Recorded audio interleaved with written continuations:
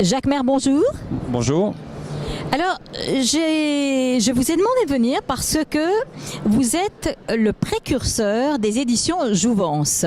Et je pense que c'est important parce que vous avez donné l'impulsion à l'époque, parce que ça fait combien d'années? Ça fera 25 ans l'année prochaine. Et on se prépare à un très bel anniversaire. Je me réjouis d'y participer.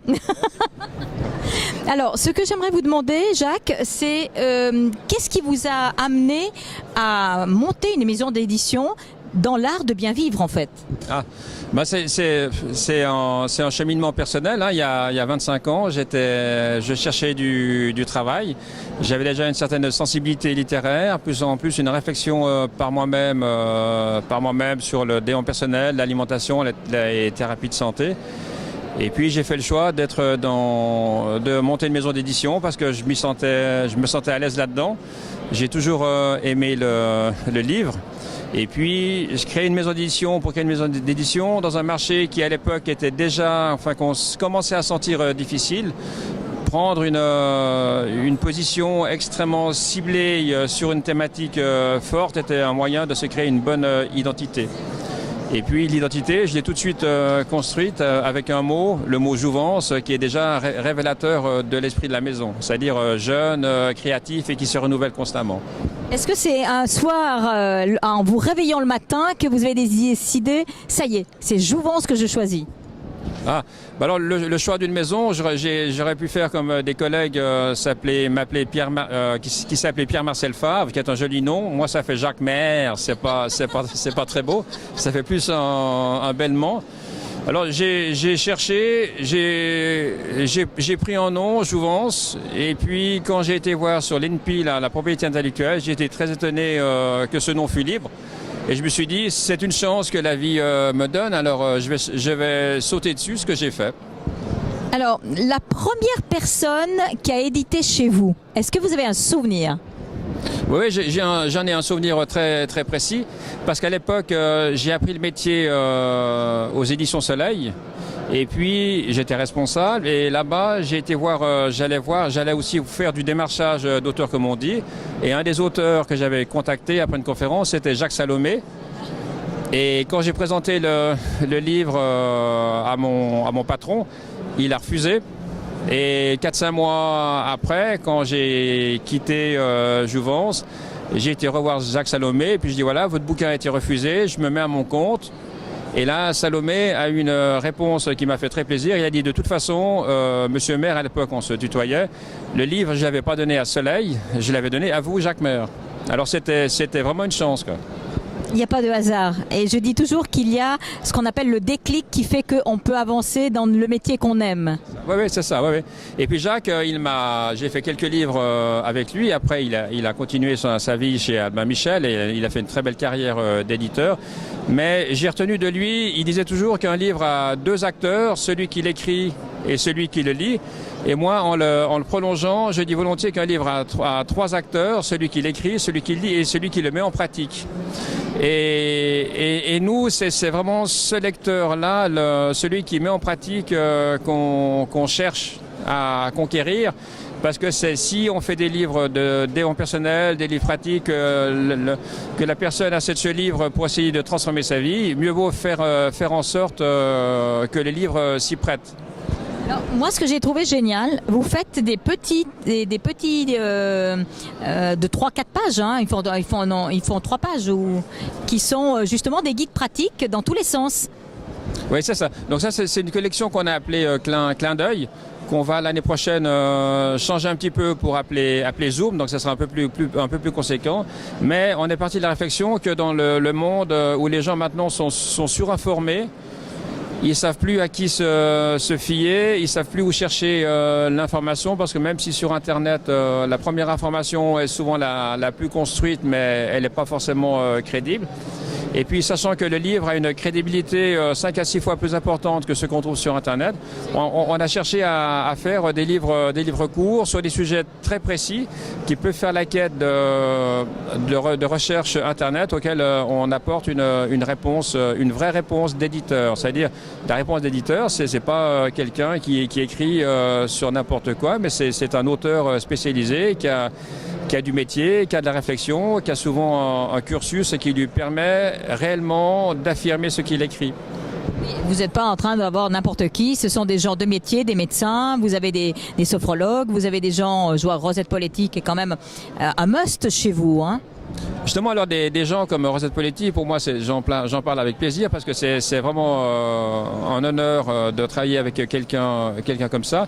C'est quelqu'un qu'on aime, enfin que j'aime sur des tas de niveaux, mais que j'apprécie beaucoup au niveau intellectuel parce que c'est quelqu'un qui a la rigueur de la personne qui a fait des études universitaires de très haut niveau. Elle a donc deux doctorats, un en soins infirmiers et l'autre en soins psychiatriques, mais qui parle avec le cœur. Donc elle a la démarche du cœur.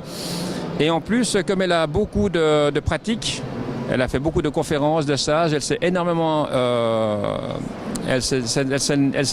impliquée dans la communication dans tous les sens pour aller vers autrui.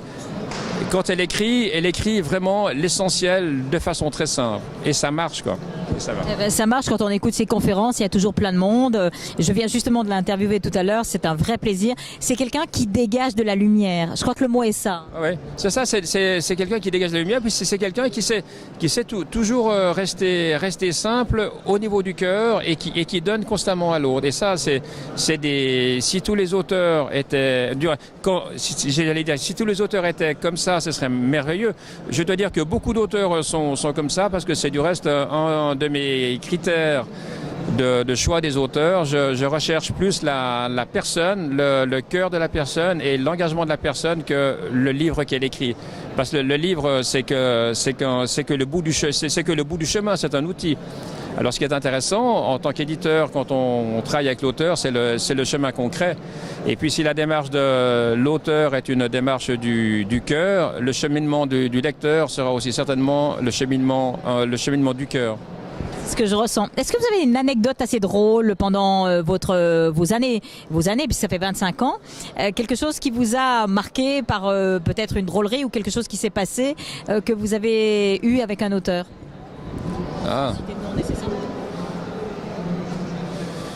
Oui, bon, c'est-à-dire que j'ai beaucoup d'anecdotes vis-à-vis des auteurs. C'est-à-dire que les auteurs ont des égos qui sont des fois difficiles. Vous qui interviewez des gens, vous devez le savoir, mais vous le savez peut-être superficiellement parce que vous passez qu'un quart d'heure avec elle. Moi, je passe des fois des heures ou des jours ou des cheminements d'années avec. Hein. Mais j'ai une anecdote qui me fait très plaisir, c'est Pierre Pradervant, qui est aussi un auteur qui est super chouette, qui travaille beaucoup avec le cœur, qui défend constamment des causes altruistes. Pierre, quand il fait des stages et des conférences, il prend aussi d'autres livres jouvence. Il vend aussi à ses fins de conférences d'autres livres jouvence. Puis une fois, je lui dis, Pierre, j'entends que tu es gentil de vendre des livres qui sont pas écrits par toi, mais qui sont aussi de jouvence. Il m'a dit, tu sais, Jacques, pour moi, ça a aucune importance parce que il y a chez toi une telle cohérence éditoriale que j'ai l'impression que je peux défendre tous les titres de la même façon.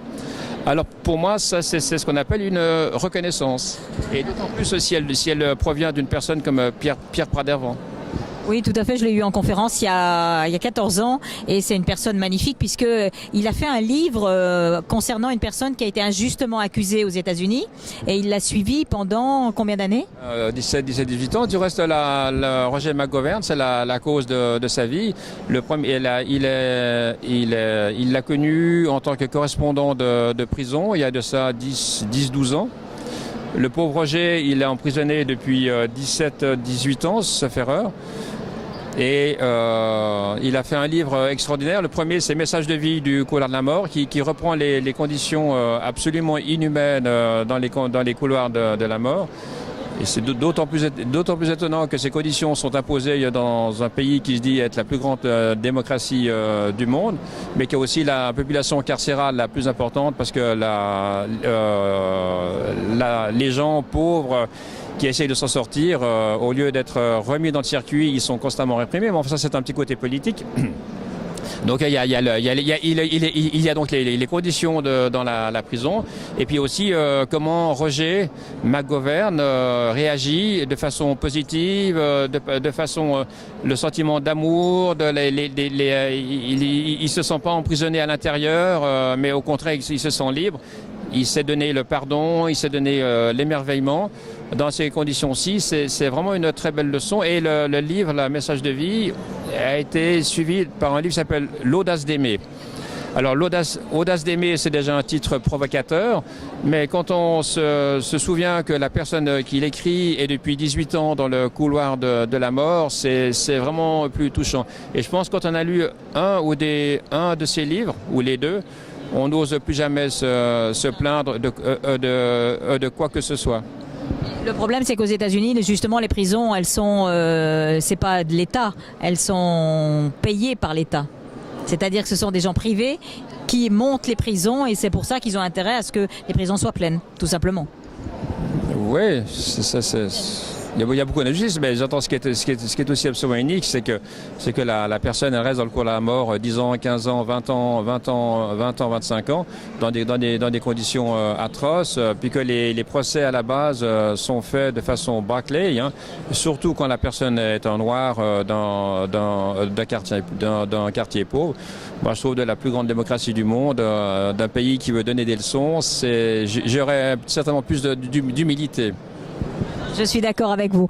En tout cas, moi, ce que j'aime, c'est la philosophie de vos éditions, parce qu'en fait, vous avez vraiment toujours gardé votre ligne. Vous êtes jamais départi de ça. On constate que, là, vous avez la philosophie pour vivre heureux. J'adore la philosophie pour vivre heureux. Qu'est-ce que représente ce livre? Oui, ça c'est intéressant ça, parce que la philosophie maintenant c'est un concept qui est extrêmement intellectuel, qui est manié par des gens qui travaillent, qui se fatiguent beaucoup les cervelles sur le cerveau gauche, la partie rationnelle analytique, alors que Jacques de Coulon il reprend la philosophie telle qu'elle est, la philosophie antique avec les Épithète, Aristote, Socrate et autres, qui à l'époque c'était un art de vivre. Et disons les philosophes que maintenant on dit philosophes de l'âge antique, c'est ce qui pourrait correspondre actuellement aux auteurs de développement personnel, parce qu'à l'époque la philosophie c'était un art de vivre. Et alors Jacques de Coulon il reprend ce côté art de vivre de la philosophie, et ça c'est un livre extraordinaire, c'est une histoire de la philosophie qui reprend chapitre par chapitre le développement de l'être. Par exemple, d'abord hors de soi, après en quête de soi, et enfin en soi. Donc on va de l'extérieur, de en soi pour aller à l'intérieur, avec chaque thématique qui reprend la pensée d'un philosophe. C'est une introduction à la philosophie très, très puissante, parce qu'elle se base... Jacques de Coulon, c'est un prof de philosophie au collège Saint-Michel, qui a beaucoup enseigné, enfin dont le job c'était enseigner la philosophie à des jeunes ados pour des classes de maths.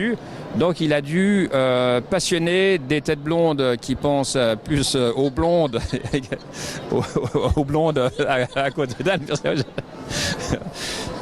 tout en gardant un certain niveau, un bon niveau intellectuel. Et ceci c'est le reflet de ses cours, de son approche pédagogique, hein.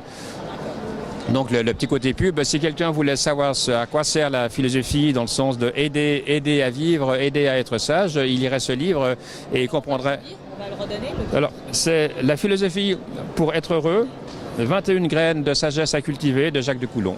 Et bon, on va le montrer. Hein. Volontiers. Et les éditions. Je pense, ouais.